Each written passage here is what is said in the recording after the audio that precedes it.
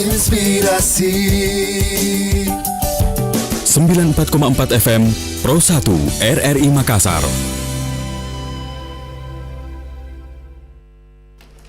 Assalamualaikum warahmatullahi wabarakatuh dan selamat sore pendengar program 1 RRI Makassar. Alhamdulillah di kesempatan hari ini edisi Rabu tanggal 10 November 2021 bersama saya kembali Rosmala Dewi yang menemani Anda dalam program acara siaran TNI Polri. Dan pastinya di kesempatan sore hari ini saya tidak sendirian di studio. Ramai banget di sini, ramai sekali ya. Dan tentunya di dalam studio kali ini sudah hadir ya Ibu Kolonel CHK Kowat Herti J. Ambarita SHMH, dan kita akan berbicara mengenai pokok-pokok penyelesaian perkara bagi prajurit, disiplin, pidana, dan juga administrasi. Baik, saya langsung sapa saja Ibu Herti. Assalamualaikum, selamat sore Bu Herti. Selamat sore Mbak Mala. Iya, oke. Ya, saya coba dulu menyapa Ibu Herti, kayaknya nih udah. Iya. Halo, iya. Halo. Waduh, sudah ada kedengaran suaranya. Waduh, Bu Herti, kalau saya lihat ya, ini image-nya Kowat kan, waduh, agak seram ya kalau misalkan pakai loreng gitu ya. Nah, ternyata Ibu Herti ini tidak, pendengar. Cuman pakaiannya saja, casingnya aja gitu ya, Bu. Ternyata orangnya lembut, dan juga suaranya lembut. Waduh Ibu, yang jelasnya Ibu, saya juga cukup bugar melihat Ibu bugar di kesempatan sore hari ini. Sehat walafiat Bu ya pastinya. Amin, ya. amin, amin. Alhamdulillah. Jadi kalau misalkan untuk Anda, pendengar, Anda juga bisa menyimak kami di fanpage program 1 RRI Makassar ya. Jadi untuk Anda yang mungkin juga yang bergabung sebentar juga bisa di 081244239440. Dan sekali lagi, topik yang akan kita bahas di kesempatan sore hari ini Ibu, pokok-pokok penyelesaian perkara bagi prajurit, disiplin, pidana, dan juga administrasi. Baik, mungkin sebelum kita melangkah ke sesi berikutnya nih Bu, mungkin ada yang ingin disampaikan terlebih dahulu, silakan Ibu Herti. Iya, selamat sore Mbak Mala nih, sapaan dulu nih kepada Sapaan Mbak dulu Mala, ya, betul, terima penyiar, kasih. Ya kan, salam kenal juga. Salam ya, Mbak, sehat ya. juga untuk Ibu. Iya, pada sore hari ini kami menyampaikan salam kepada Mbak Mala pertama, kemudian juga menyampaikan salam kepada seluruh pemirsa RRI dimanapun berada yang mendengarkan siaran radio ini, baik itu juga yang sedang melaksanakan tugas, baik juga yang sedang di dalam perjalanan, dan juga pemirsa yang ada di rumah. Nah, mudah-mudahan di hari tanggal 10 November ini yang merupakan menjadikan hari kita hari bersejarah, yang merupakan hari pahlawan, kita dapat merasakan makna dari hari pahlawan yang sekarang ini, bisa kita rasakan sesuatu perkembangan-perkembangan yang saat ini kita bisa dapatkan, ya, itu kita maknai dengan adanya di hari pahlawan ini. Semoga nanti juga di hari pahlawan ini bagi kita penerus-penerus muda dapat meneruskan perjuangan-perjuangan daripada para pahlawan kita yang telah mendahului kita menggugur, mempertahankan bangsa dan negara kita Indonesia ini. Gitu Mbak. Baik, kita langsung saja ke pokok topik kita di kesempatan sore hari ini, Bu Herti. Materi tentang penyuluhan hukum. Nah, apa yang akan disampaikan pada sore hari ini Bu Herti, silahkan.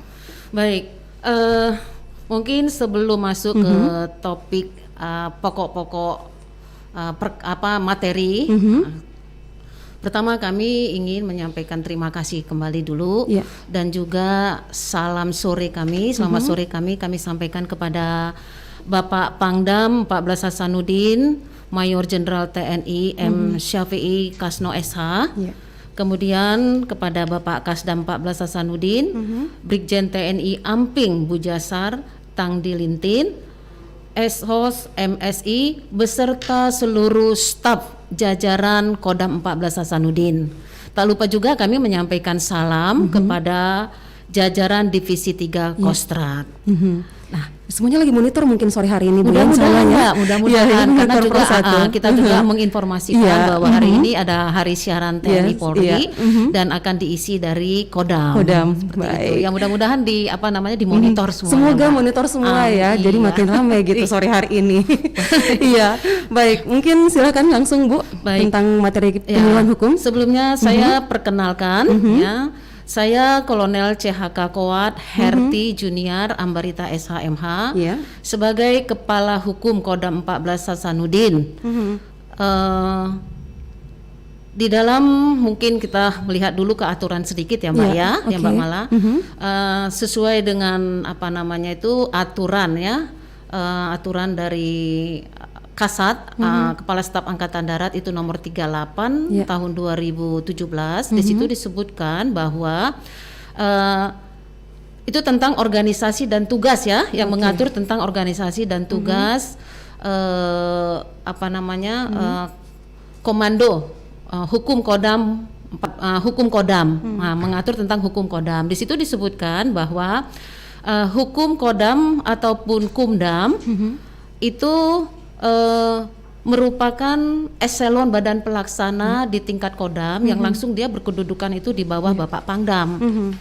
Nah, jadi di bawah Bapak Pangdam, kalau Kakumdam itu secara langsung ada di bawah kedudukannya Pangdam. Nah, kemudian disebutkan juga di dalam surat Kasat tersebut ya, bahwa hukum Kodam itu mempunyai tugas ya, tugas pokoknya itu adalah menyelenggarakan dukungan hukum, kemudian peraturan perundang-undangan, kemudian juga bantuan hukum. Nah, di dalam Kep Kasat ini juga disebutkan lagi bahwa untuk hukum Kumdam ini itu dipimpin oleh seorang pamen berpangkat kolonel. Dan mempunyai tugas yang bagaimana tadi saya sampaikan, yaitu menyelenggarakan dukungan hukum, kemudian bantuan hukum dan peraturan perundang-undangan. Dan juga tugas daripada Kakumdam di sini yaitu menyampaikan pertimbangan ya, menyampaikan pertimbangan dan saran pendapat hukum kepada Pangdam sesuai dengan tugas fungsi bidangnya. Seperti itu. Oke, jadi Terus- tuh, ya silakan Ibu. Ya, terus kemudian lagi itu terkait dengan saat ini ya, terkait dengan jabatan yang saya pegang sebagai Kakumdam 14 Hasanuddin. Pada sore ini saya mendapat kesempatan di dalam memberikan materi pokok-pokok penyelesaian perkara prajurit, baik itu secara disiplin, secara pidana maupun secara administrasinya. Nah, sebagaimana kita tahu bahwa prajurit TNI itu adalah identik dia dengan disiplin. Jadi kedisiplinannya yang lebih mewarnai ya daripada keprajuritan itu. Bahkan di dalam slogan ya, slogan di apa namanya di prajurit ya, di prajurit itu ada slogan yang kami pegang, yaitu disiplin adalah nafasku. Disiplin adalah Ya, nafasku. disiplin adalah nafasku. Nah, ini menunjukkan bahwa prajurit ataupun TNI itu dia itu tidak terlepas dari disiplin militer. Iya. Gitu. Jadi bisa kita lihat kalau disiplin militer itu ada diatur di dalam Undang-Undang Nomor 25 Tahun 2014 yang menyebutkan bahwa disiplin militer itu adalah kesadaran, Ya. ketaatan, kepatuhan untuk melaksanakan peraturan-peraturan kedinasan, seperti itu. Iya. Nah, jadi prajurit ataupun TNI itu tidak terlepas dia dari suatu warna aturan sama dia itu, begitu Mbak. Nah, kemudian juga di dalam melaksanakan aturan kedinasannya tadi itu, dia itu apa namanya ya, harus mempunyai kedisiplinan yang tinggi, sebagaimana dia itu alat negara ya, sehingga dia harus mempunyai kedisiplinan yang tinggi itu untuk kepentingan penyelenggaraan pertahanan negara yang dia pegang, seperti itu. Nah, kemudian juga bagi prajurit, ya walaupun memang dia sudah diberikan motivasi supaya disiplin, tetapi bisa saja terjadi pelanggaran betul. ya, selaku namanya gitu juga bergaul dan segala macam ya Mbak ya. Nah, bagi prajurit yang melanggar hukum disiplin militer tuh dia akan bisa dikenakan dengan disiplin ataupun hukuman disiplin militer. Nah, jenis pelanggaran hukum disiplin militer ini juga tertuang di dalam Undang-Undang Nomor 25 Tahun 2014. Nah, di mana jenis-jenis pelanggaran disiplin itu di situ disebutkan, artinya jenis pelanggaran disiplin yang bisa dia dijatuhkan hukuman disiplin. Nah, jenis-jenisnya itu apa?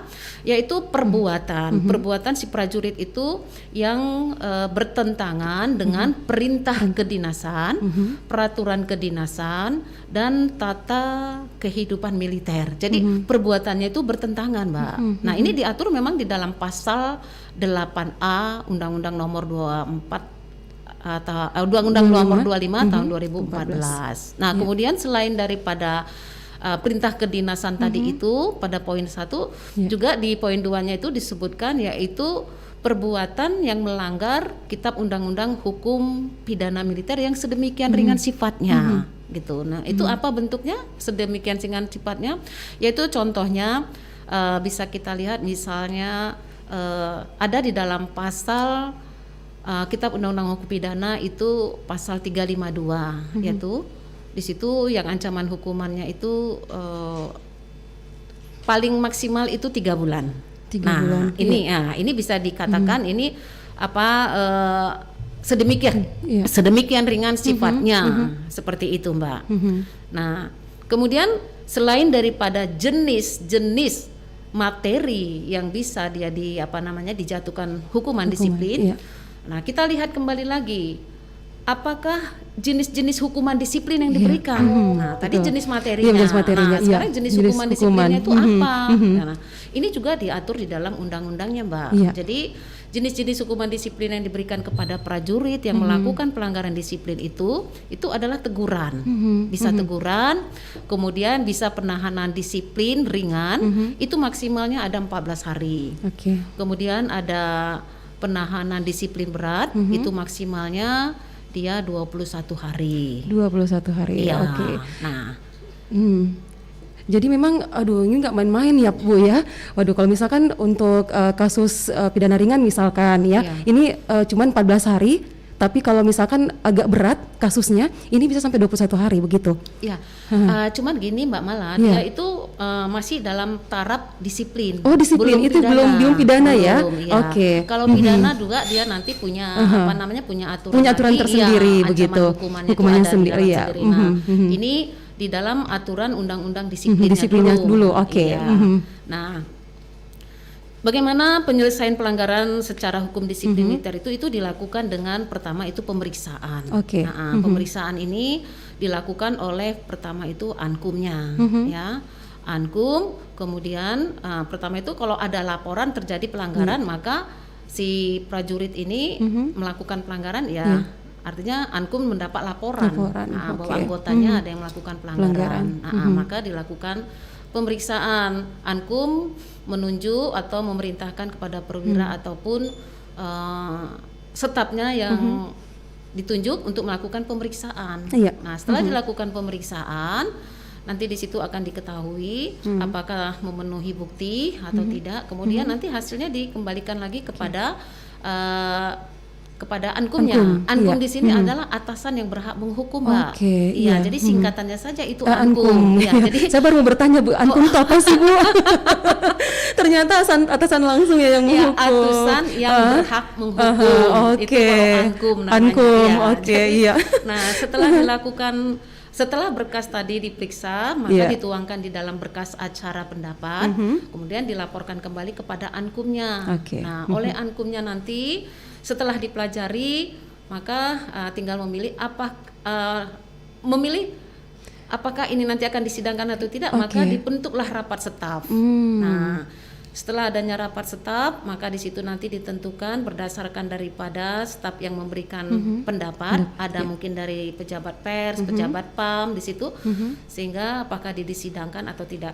Pada dasarnya kalau dia harus disidangkan, maka mencukupi alat bukti. Satu alat bukti ditambah keyakinan daripada Ankum, itu bisa disidang disiplinkan. Tapi kalau tidak mencukupi, tidak ada temuan alat bukti tadi untuk mendukung, maka dia tidak dilanjutkan untuk disidangkan. Nah, kemudian ditentukan hari sidang. Setelah disidangkan, dijatuhi hukuman disiplin. Ya, kemudian nanti dia bisa dieksekusi. Kemudian keluar cap keputusannya. Seperti itu, Mbak. Ya. Iya. Dan ini semua dicatat loh, Mbak. Dan dicatat di dalam buku hukuman disiplin prajurit tersebut. Disiplin prajurit ya. Iya. Oke. Jadi disiplin prajurit ini sudah merupakan syarat mutlak ya, Bu ya, bagi seorang prajurit, seluruh prajurit yang melakukan pelanggaran. Pelanggaran ya, oke. Yang melakukan pelanggaran ya dia ranahnya nanti bisa dikenakan hukuman disiplin prajurit. Hukuman disiplin tadi ya, oke. Nah, lalu setelah prajurit-prajurit ini selesai melaksanakan misalkan pendidikan di lembaga pendidikan dan prajurit berdinas aktif di satuan-satuan nih, Bu. Siapa yang akan bertanggung jawab begitu terhadap pembinaan kemampuan dan juga disiplin prajurit tersebut, Bu? Ya, jadi memang betul ya, Mbak, bahwa disiplin militer itu merupakan syarat mutlak bagi prajurit TNI dalam melaksanakan tugasnya. Nah, setelah mereka berdinas aktif di satuan-satuan, maka upaya penegakan dan pemeliharaan disiplin militer yang memegang peranan penting adalah keseniorannya. Ya, itu dalam sisi pembinaannya ya, Mbak ya, senior dan atasannya. Baik itu bintara, mungkin itu juga perwira. Nah, karena di dalam militer perbedaan pangkat atau tingkat satu klik saja itu sudah mempunyai peran dan pengaruh yang penting bagi pembinaan bawahannya. Oke, jadi memang itulah kenapa senioritas dan juga pangkat sangat berpengaruh dalam TNI ya, Bu ya. Betul. Karena saya memang sempat berada di lingkungan TNI Angkatan Darat, Bu. Sempat di asrama juga. Saya menghabiskan masa kecil saya di asrama Sipur, Bu.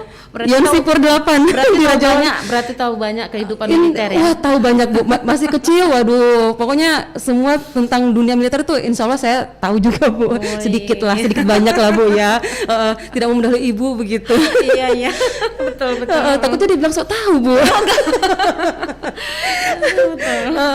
Jadi kemudian sanksi apa, Bu, yang dapat diberikan oleh atasan kepada prajurit yang melakukan pelanggaran disiplin? Terus bagaimana proses penyelesaiannya, Bu? Ya, seperti yang saya sampaikan tadi itu bahwa prajurit yang melakukan pelanggaran disiplin itu maka Ankumnya berwenang untuk menjatuhkan hukuman disiplin kepada dia. Ya. Dalam hal ini Ankum itu atau atasan yang berhak menghukum itu adalah atasan yang mempunyai kewenangan untuk menjatuhkan hukuman disiplin terhadap anggota yang berada di bawah komandonya langsung, seperti itu. Jadi dia punya kewenangan Ankum itu untuk menjatuhkan. Nah, tetapi kalau tindakan disiplin, misalnya ada anggota yang terlambat apel, itu kan, nah itu bisa diberikan tindakan disiplin. Contohnya apa?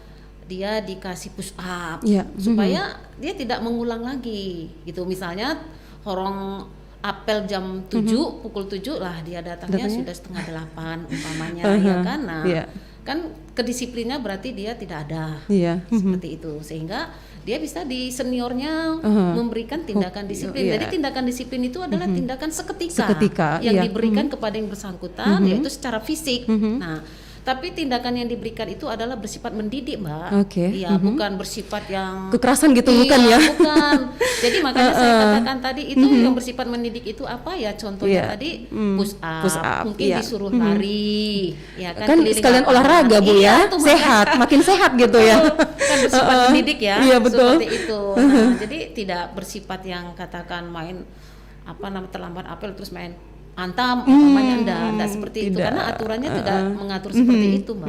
Gitu loh, Mbak. Oke, Bu, kita break sejenak mungkin, Bu ya. Kita dengarkan dulu lagu dari TNI dan Polri dalam rangka Hari Pahlawan, Bu. Penasaran, Bu, sama lagunya? Wah, saya juga cukup penasaran. Kita dengarkan bersama Damai Dalam Kedamaian.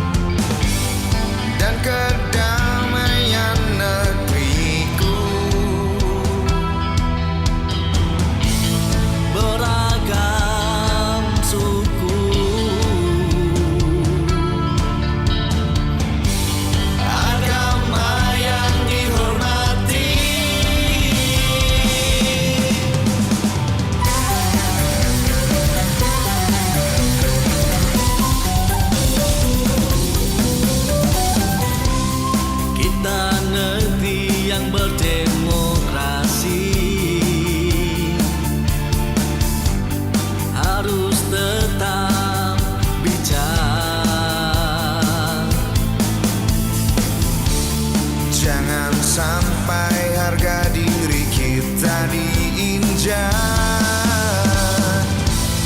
Maju terus Indonesiaku, berpegang pada kedaulatan Pancasila,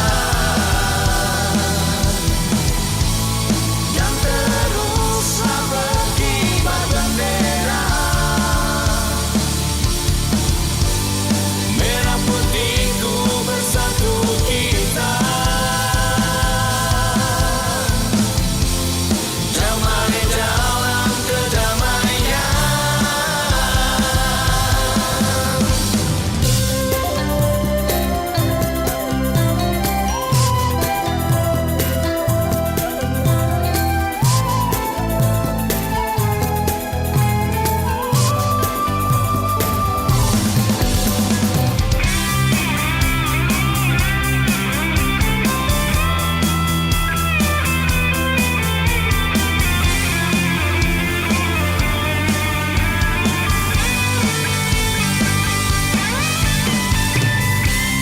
Hidup adalah warna-warni,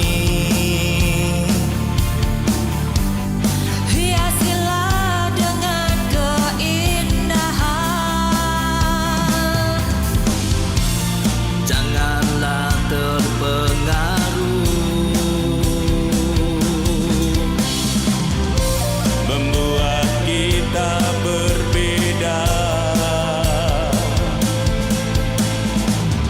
Tak dapat anggur asam katanya.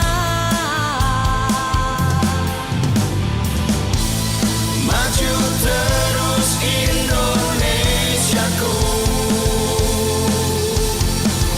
berpegang pada kedaulatan Pancasila, dan teruslah berkibar bendera merah putihku bersatu kita.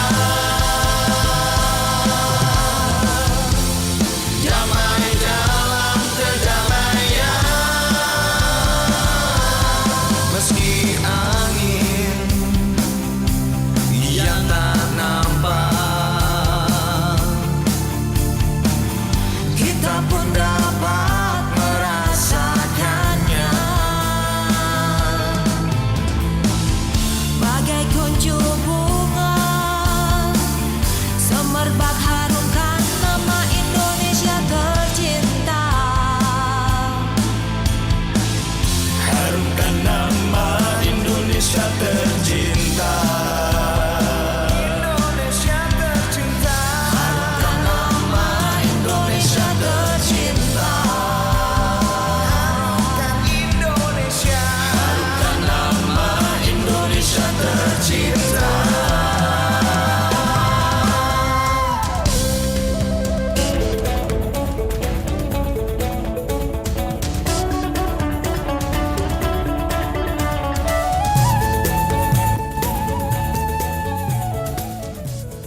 Ya, pendengar pastinya ada yang menarik ya dari lagu ini, Damai Dalam Kedamaian, yang dibawakan oleh TNI dan Polri dalam rangka Hari Pahlawan. Penciptanya siapa? Waduh, pastinya nggak asing lagi ya dengan pencipta lagu legendaris asal Singapura. Ya, beliau adalah Yusuf Abdullah yang dikenal memiliki tangan dingin ketika menangani penyanyi binaannya.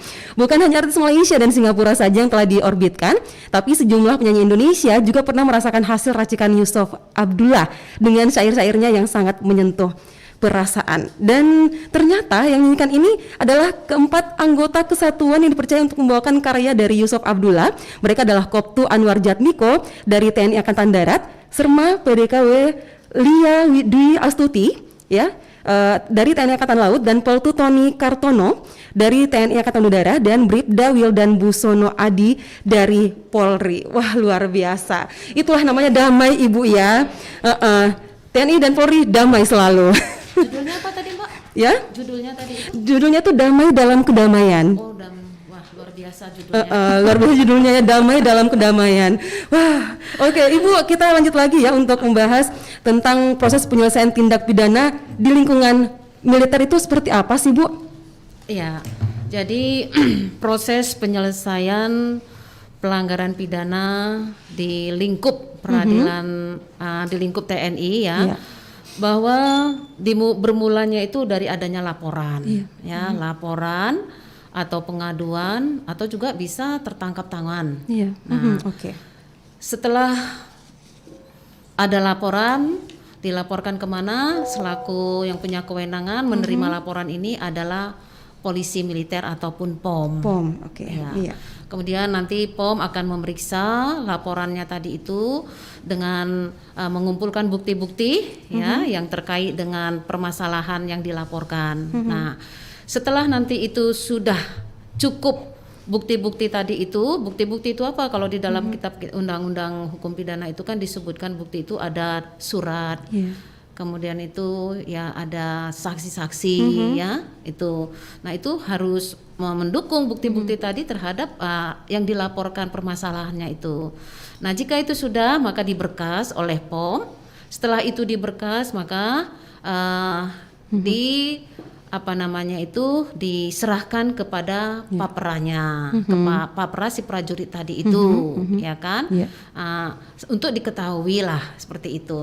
Nah kadang itu juga kita si Kumdam sih mendapat tembusan berkas perkara yang dilemparkan oleh POM tersebut, ya sama kita sehingga kita juga bisa mempelajari berkasnya. Nah kemudian setelah berkas itu sudah dilimpahkan, kemudian itu dilimpahkan ke Otmil. Oke. Ya, Otmil Otmil ini itu apa, Bu? Otmil ini kalau di mana ya, di umum itu kejaksaan. Oh, kejaksaan. Oke. Iya, kejaksaan. Iya. Nah, tapi kalau di militer itu namanya Otmil. Dan Otmil ini juga ada namanya Otmilti. Ini suatu badan ya, badan institusi. Jadi Otmil ataupun Otmilti. Nah, kalau Otmil ini adalah yang menangani perkaranya itu cukup dari kapten ke bawah. Oke. Tetapi kalau dia Otmilti ya, Auditorat Militer Tinggi namanya. Nah, itu harus pamen berpangkat mayor ke atas. Jadi ada perwira, Bu, berbeda. ya? Iya. Oh, berbeda untuk jadi dia berbeda untuk kewenangannya. Oke. Ya.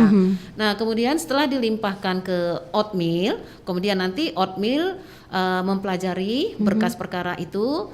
Kemudian nanti setelah berkas itu memang cukup ya, tidak ada lagi yang kekurangan. Kalau memang masih kekurangan, dia akan kembalikan ke POM, penyidiknya lagi untuk dilengkapi. Tetapi kalau memang itu sudah mendukung semuanya, maka oleh Otmil untuk membuatkan surat dakwaan tadi meminta kepada Papera ya untuk diterbitkan itu sebagai saran pendapat hukum mereka, diterbitkan skep lah namanya ya, surat keputusan. Iya. Nah, bagaimana lagi saran pendapat hukum dari auditornya di sana itu, apakah ini akan dilimpahkan ke pengadilan, apakah ini ditupra, apakah ini diselesaikan melalui hukuman disiplin. Nah, seperti itu. Tapi ini kewenangannya itu ada pada Papera.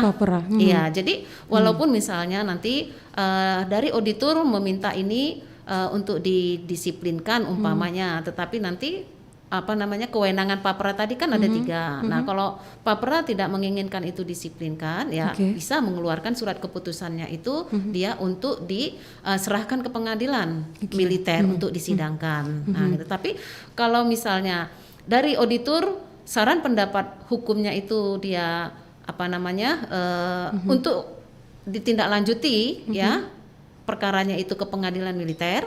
Kemudian Papera juga setuju ini untuk ditindaklanjuti, maka Papera mengeluarkan surat keputusan penyerahan perkara yang diberikan kepada Otmil. Nah, nanti setelah itu Otmil menyerahkan kepada pengadilan militer. Nah, oleh pengadilan militer nanti akan dipelajari, kemudian dikeluarkan rensit. Rensit ini namanya rencana sidang. Ya, kapan waktunya itu? Karena kan perkara di pengadilan militer itu banyak, Mbak. Ya, enggak cuma 1, 3, banyak, Mbak. Banyak sekali. Jadi pengadilan militer itu dia tidak hanya menangani daripada perkara-perkara di bawah angkatan darat, tapi angkatan laut, angkatan udara juga, gitu. Jadi dia 3 matra itu ditangani oleh pengadilan militer. Begitu juga dengan Otmilnya, tiga angkatan juga di situ. Jadi perkaranya memang cukup banyak ya Mbak ya. Jadi makanya dia dikeluarkan rensit. Rensit itu rencana sidang. Rencana sidang. Oke. Nah, kemudian sesuai dengan rencana sidangnya maka dilaksanakanlah sidang.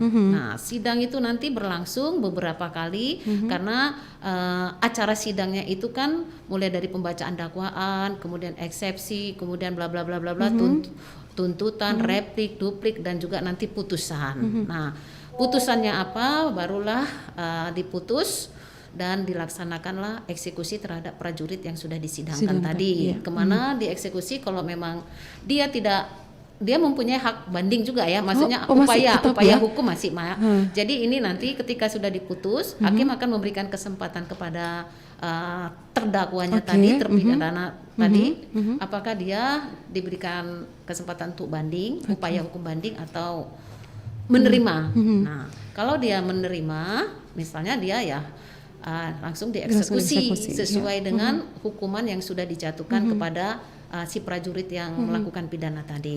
Nah, eksekusinya di mana? Dia di Masmil, masyarakat militer yang ada di bawah wilayahnya daripada pengadilan militer. Demikian, Mbak. Waduh, jadi ini prosesnya sama ya dengan peradilan umum ya, Bu ya? Iya, sama, ternyata betul. Jadi tidak ada bedanya. Oke. Baik Ibu, kayaknya sudah ada penelpon yang ingin bergabung bersama kita di kesempatan sore hari ini. Mungkin kita bisa terima Bu ya? Iya. Iya, halo, Assalamualaikum. Halo. Halo, selamat sore. Siaran TNI Polri. Siaran TNI Polri. Dari siapa di mana, Bu? Selamat sore, saya dari Takalar. Iya. Dengan siapa, Bu? Mohon maaf. Dengan Ibu Siti Mariam. Oke. Ya, silakan langsung Bu dengan ya. Ini saya mau bertanya, Bu. Ini pertanyaan saya, Bu. Apakah Bu prajurit yang dijatuhi hukuman disiplin dapat dilakukan pemecatan? Oke. Baik, itu saja Bu Mariam. Iya, Bu. Itu saja pertanyaannya. pertanyaan saya, Bu. Baik. Iya, terima kasih Ibu Siti Mariam di Kabupaten Takalar sudah bergabung. Iya. Baik. Silakan mungkin bisa langsung dijawab, Bu. Baik. Penelpon Ibu Siti Mariam ya Mbak ya tadi ya. Ya. Halo Ibu Siti Mariam. Masih mendengarkah? Oh, kayaknya sudah terputus, Bu. Sudah terputus mungkin signal Oke, kali signal ya, Mbak, kali, iya, ya. oke. Baik Ibu Siti Mariam, pertanyaannya cukup lumayan bagus ya Bu ya, bagus. Apakah prajurit yang dijatuhi hukuman disiplin tadi itu dapat dijatuhi pemecatan gitu. Nah, untuk pemecatan ini berlaku secara administratif. Ya. Ada itu diatur di dalam Peraturan Pemerintah Nomor 39 Tahun 2010 itu tentang administrasi prajurit, yang mana di antara daripada aturan itu tadi salah satunya disebutkan bahwa prajurit yang dijatuhkan hukuman disiplin lebih dari 3 kali dalam pangkat yang sama, dia bisa diberhentikan tidak dengan hormat atau kalau bahasa singkatnya di PTDH, pemberhentian tidak dengan hormat. Nah, tetapi kalau dia masih dijatuhkan hukuman disiplin baru 1 kali, itu belum bisa. Oh, belum bisa ya, belum bisa dipecat begitu ya. Jadi nggak gampang juga Bu ya, kalau misalkan langsung pecat itu nggak mungkin Bu ya. Karena ada prosesnya begitu. Semuanya juga kan ada berdasarkan aturan. Ya. Nah, kalau sekali dia dijatuhi kumplin dengan pertimbangan masih bisa dibina, ya mungkin masih bisa dibina personilnya ini. Nah, tapi kalau secara aturannya tadi itu 3 kali lebih dari 3 kali dalam pangkat yang sama dia bisa. Jadi Bu kalau baru 1 kali dia masih ankumnya menjatuhkan pidana, maksudnya disiplin baru 1 kali, itu belum bisa Ibu dipecat ya. Oke, jadi kalau sudah lebih 3 kali itu baru mungkin Bu ya. Ya. Bu Siti Mariam. Dalam pangkat yang sama. Tapi dalam pangkat yang sama ya Bu ya. Ya, contohnya misalnya dia serda. Oke. Nah, serda kemudian dia melakukan pelanggaran disiplin, kemudian dijatuhi hukuman disiplin. Pangkatnya masih serda, kemudian melakukan pelanggaran lagi. dijatuhi lagi hukuman disiplin sudah 2 kali, kemudian ketiga kali dijatuhi hukuman disiplin 3 kali, kemudian keempat kali. Nah, keempat kali ini tadi bisa secara penyelesaian administrasi untuk diberhentikan tidak dengan hormat, begitu. Waduh, rugi kalau misalkan mau berhenti jadi tentara, Bu. Oh, Apalagi iya, kalau rugi kasus-kasusnya, waduh rugi sekali, Bu ya. Betul Mbak Ma. sayang sekali karena TNI itu sangat disegani sama masyarakat loh, Bu ya. Jadi aduh rugi sekali kalau misalkan mau buat kesalahan terus dalam pangkat yang sama begitu. Misalkan Mbak. dalam 5 tahun sampai 3 kali, Bu, langsung ya mungkin sudah ada pertimbangan untuk pemecatan begitu ya, Bu ya. Iya, sesuai dengan kualifikasi perbuatannya, Mbak. Iya. Oke. Boleh tahu, Bu, kasus apa sih yang paling selama ini yang mungkin Ibu tangani begitu, yang paling berat begitu? Apa sih, Bu? Kalau boleh tahu. Kalau beragam ya, Mbak ya, kasus yang ada di di jajaran lingkungan angkatan darat kita Maaf, ini. Bu, tapi sampai pemecatan begitu. Sampai dijatuhi sanksi pemecatan itu kasus apa sih, Bu? Nah, sekarang gini, Mbak. Pemecatan yang biasanya secara pidana, secara peradilan ya. Oke. Peradilan yang kita tahu itu contohnya yang baru-baru, nggak baru juga ya, Mbak ya. Memang putusannya seperti itu, yaitu kasus LGBT. Oke, pelanggaran itu LGBT cukup heboh gitu, Bu ya. Kemudian juga ada pelanggaran dengan KBT. Oke. Ya, KBT, Mbak, ini keluarga besar TNI namanya. Oh, KBT itu keluarga besar TNI. Iya. Oke. Itu keluarga besar TNI. Nah, sebenarnya sih prajurit itu dapat diberhentikan tidak dengan hormat itu kalau berdasarkan daripada aturan yang ada, yaitu PP nomor 39 tahun 2010. Oke. Nah, itu ada 2, Mbak. Ya, yang pertama itu adanya hukuman tambahan dari pengadilan militer. Oke. Ya, dia tambahan dipecat, tapi sudah berkekuatan hukum tetap. Nah, sehingga secara administratif satuannya bisa mengusulkan. Kemudian yang kedua ini karena tabiat. Oke, tabiat. Tabiat ini yaitu yang nyata-nyata dapat merugikan kedisiplinan prajurit TNI sendiri. Nah, antara lain itu apa? Pertama itu menganut ideologi yang bertentangan dengan Pancasila. Oke. Nah, jadi ideologinya tidak sesuai dengan Pancasila, ya Mbak ya. Yang kedua itu melakukan tindakan yang membahayakan keamanan dan keselamatan negara. Kemudian yang ketiga itu dijatuhi pidana lebih dari 2 kali, ya, tetapi memang dia tidak mendapatkan hukuman tambahan, ya. Tapi secara administrasi dia sudah bisa, yang mau ketiga kali melakukan pelanggaran maka dia bisa dijatuhkan, diusulkan untuk pemberhentian tidak dengan hormat, seperti itu. Oke, baik. Ibu, kita break lagi sejenak, Ibu. Boleh Mbak Mala, supaya boleh. kita sebentar ngobrol-ngobrol lagi di belakang. Ini banyak sekali sebenarnya yang ada di kepala saya sih, Bu. Tapi yang jelasnya sebentar kita bakalan balik lagi, Bu ya. Oke, tentunya baik. untuk kembali membahas topik kita di kesempatan sore hari ini. Baik pendengar, Anda jangan kemana-mana, tetap bersama kami di 94,4 Program 1 RRI Makassar.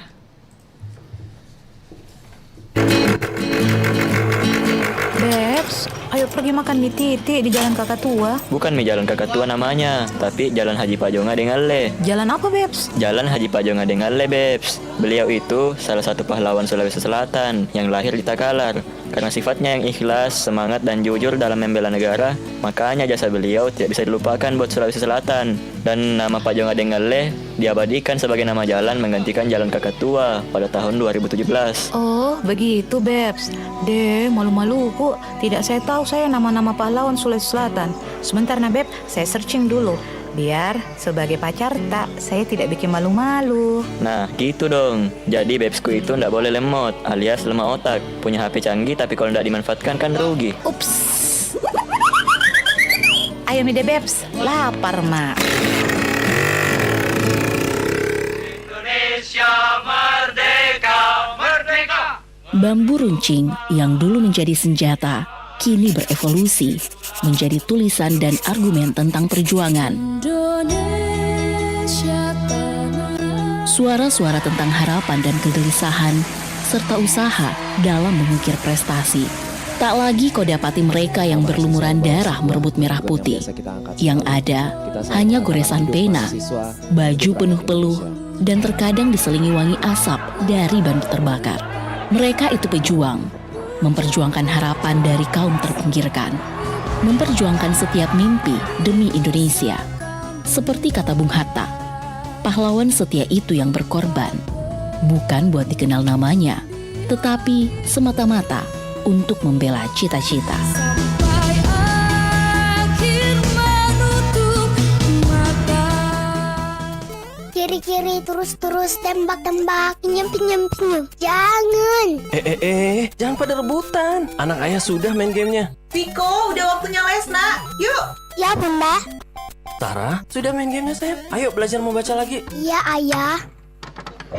Pahlawan Sultan Hasanuddin, Pangeran Antasari, tuanku Imam Bonjol. Wah.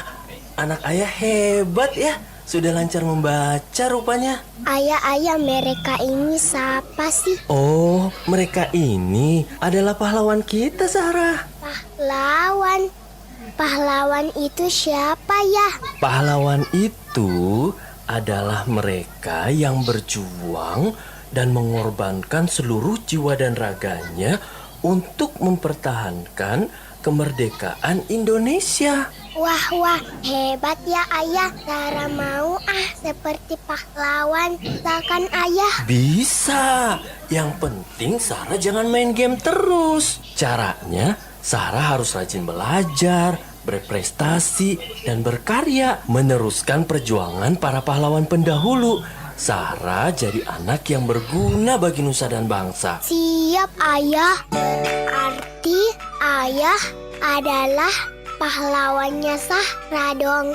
Karena udah jagain Viko, Sarah, dan Bunda. Sayang Ayah. Ayah juga sayang sama anak ayah. Kenalkan sosok pahlawan pada anak sejak dini.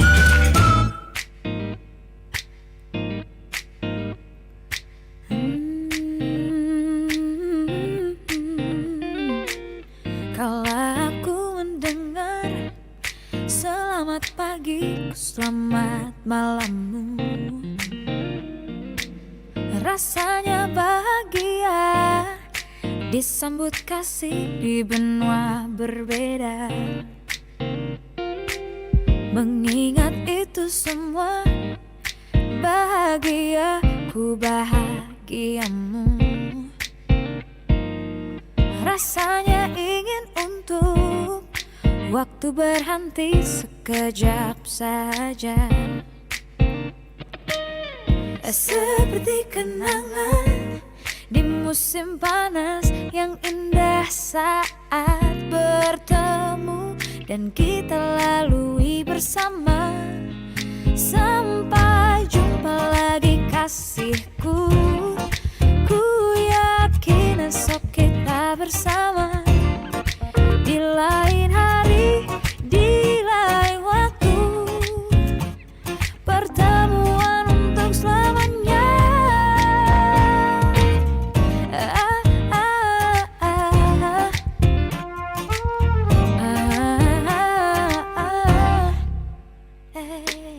Mengingat itu semua, bahagiaku bahagiamu.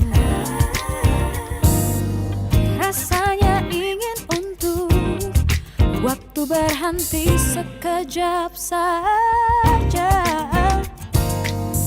seperti kenangan di musim panas yang indah saat bertemu dan kita lalui bersama.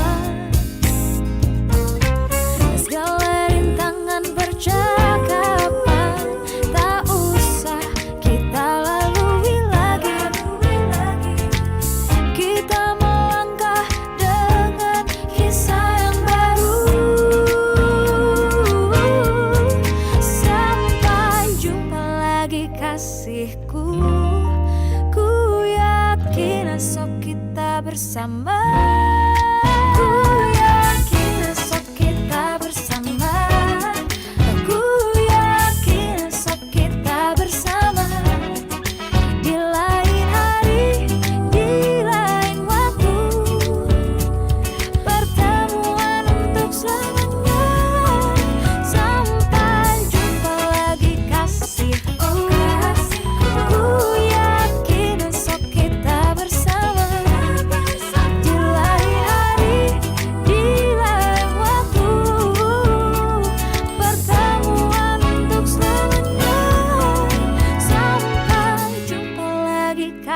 kekasihku. Ku yakin esok kita bersama.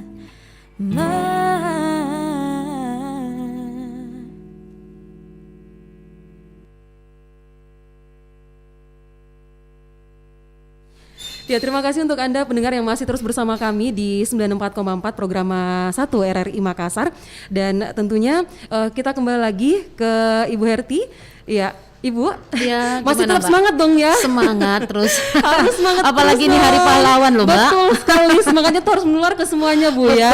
Betul, tetap harus semangat. Oke. Sedangkan dulu bapak-bapak yang berjuang semangat, apalagi kita ini tinggal menikmati, harus semangat. Kemerdekaan. Iya. Betul sekali, Bu. Oke, Ibu, saya pernah dengar ya, Iya. kalau misalkan seorang prajurit TNI melakukan pelanggaran, Bu, ini ada hukuman penundaan usul kenaikan pangkat. Iya.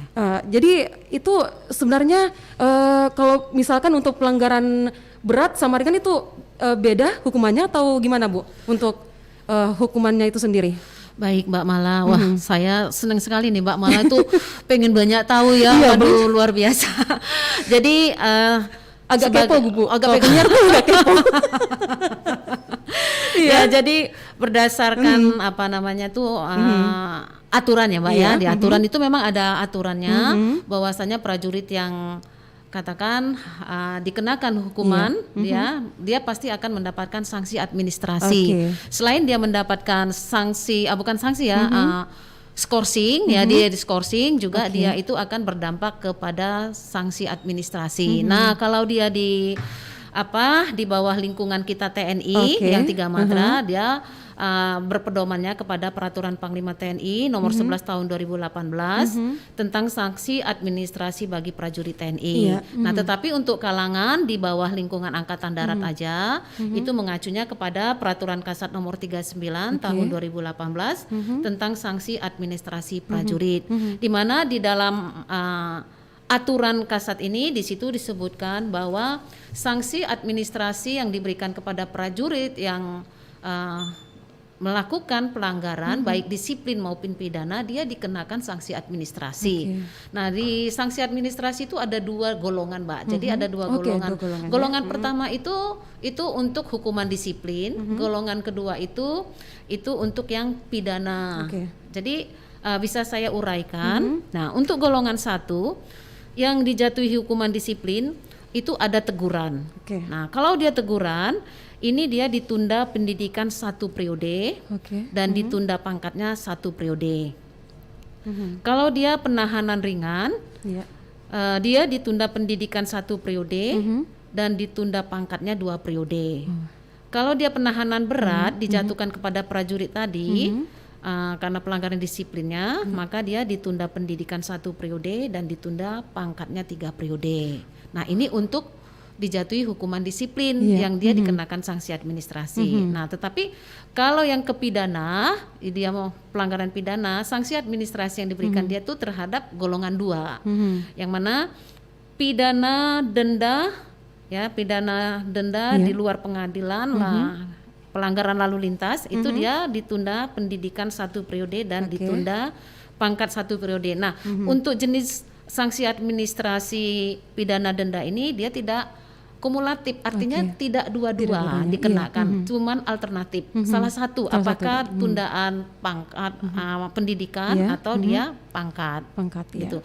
Nah, kalau dia dipidana kenanya pidana bersyarat, maka dia dikenakan ditunda pendidikan 1 periode dan ditunda pangkatnya 2 periode.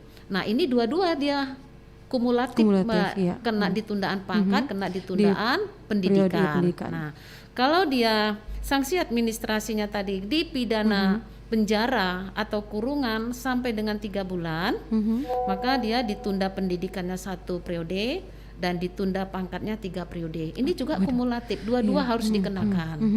Kemudian juga jika pidana penjara yang kurungan yang sampai dengan 6 bulan pidananya itu, maka dia dikenakan sanksi administrasi, ditunda pendidikan 2 periode dan ditunda pangkatnya 4 periode. Ini juga kumulatif, dua-dua juga ya, Mbak. dua-dua. Iya.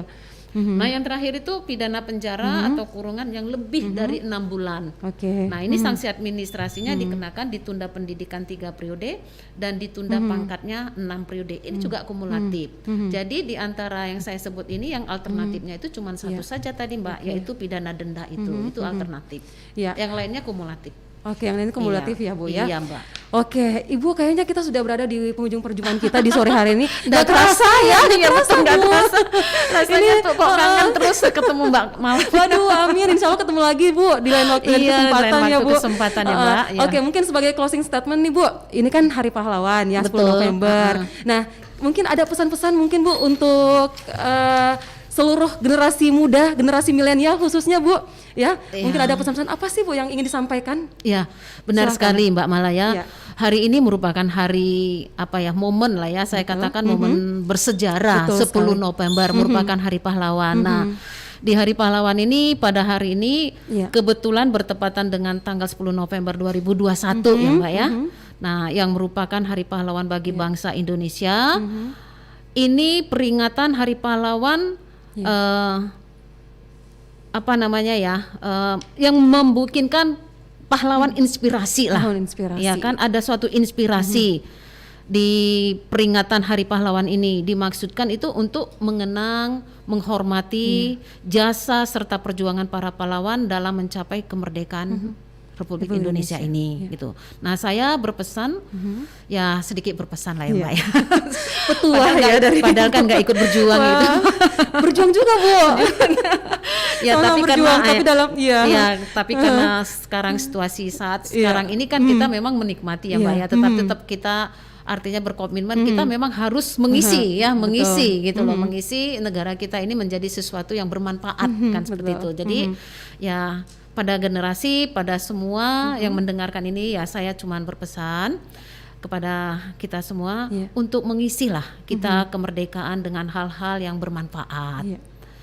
Memberikan sumbangsi dalam bentuk mungkin pikiran, tenaga dan inovasi-inovasi untuk membangun bangsa Indonesia ini gitu. Hindari hal-hal pelanggaran khususnya pada generasi muda ini. Jangan terikut dengan yang hal-hal yang tidak positif, ya kan? Karena mereka lah generasi penerus bangsa ini yang nanti bisa membawa bangsa Indonesia ini bisa lebih ke arah lebih baik lagi ya kan. Maksud ini sudah baik, maksudnya tuh akan lebih ini lagi ya kan, karena mereka penerus bangsa, betul seperti sekali, itu. Bu. Nah kalau seperti kita ini Mbak seperti saya, ya kan mungkin bukan generasi penerus lagi ya namanya. Jadi dihindari hal-hal pelanggaran tadi itu Mbak ya, yang tidak pelanggaran yang tidak sesuai dengan kehidupan bangsa dan bernegara inilah. Itulah pesan saya. Baik, terima kasih luar biasa Ibu Kolonel CHK Koat Hertiji Ambarita SHMH. Waduh, ini pertemuan yang cukup berkesan untuk saya Bu. Walaupun pertama kali bertemu Bu, tapi Masya Allah berkesan sekali untuk saya. Saya juga Mbak Mala. Terima kasih banyak Bu untuk waktunya dan Mbak. Harapan saya mungkin tidak ada kasus yang pelanggaran yang berat ya untuk seluruh TNI mudah-mudahan, Angkatan Darat. Insya Allah amin. Baik, terima kasih Bu atas kehadirannya bersama kami di studio Pro 1 RRI Makassar. Salam sehat selalu Bu. Salam sehat Mbak Mala. Salam untuk seluruh keluarga TNI Angkatan Darat. Baik, Assalamualaikum warahmatullahi wabarakatuh.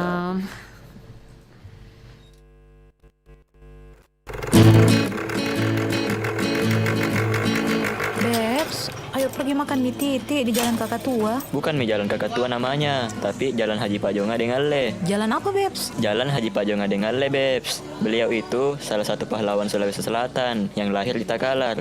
Karena sifatnya yang ikhlas, semangat dan jujur dalam membela negara, makanya jasa beliau tidak bisa dilupakan buat Sulawesi Selatan. Dan nama Pajonga Dengalle diabadikan sebagai nama jalan menggantikan Jalan Kakak Tua pada tahun 2017. Oh, begitu Bebs. Malu-malu kok. Tidak saya tahu saya nama-nama pahlawan Sulawesi Selatan. Sebentar nah Beb, saya searching dulu.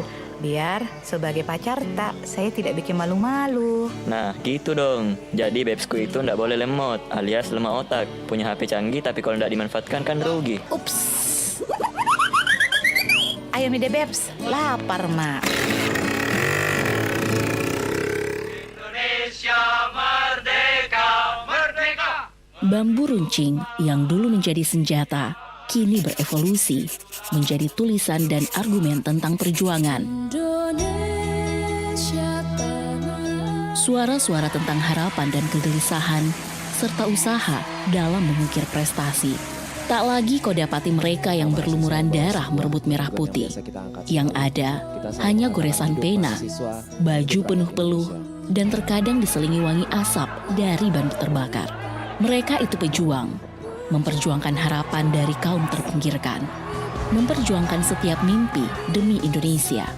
Seperti kata Bung Hatta, pahlawan setia itu yang berkorban, bukan buat dikenal namanya, tetapi semata-mata untuk membela cita-cita.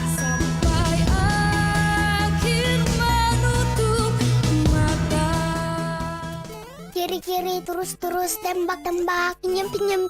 Jangan. Jangan pada rebutan. Anak ayah sudah main gamenya. Viko, udah waktunya les, nak. Yuk. Ya, Bunda. Sarah, sudah main gamenya sayang? Ayo belajar membaca lagi. Iya, Ayah. Pahlawan Sultan Hasanuddin, Pangeran Antasari, tuanku Imam Bonjol. Wah. Anak ayah hebat ya. Sudah lancar membaca rupanya. Ayah, mereka ini siapa sih? Oh, mereka ini adalah pahlawan kita, Sarah. Pahlawan itu siapa ya? Pahlawan itu adalah mereka yang berjuang dan mengorbankan seluruh jiwa dan raganya untuk mempertahankan kemerdekaan Indonesia. Wah, hebat ya Ayah. Sarah mau seperti pahlawan. Misalkan Ayah. Bisa. Yang penting Sarah jangan main game terus. Caranya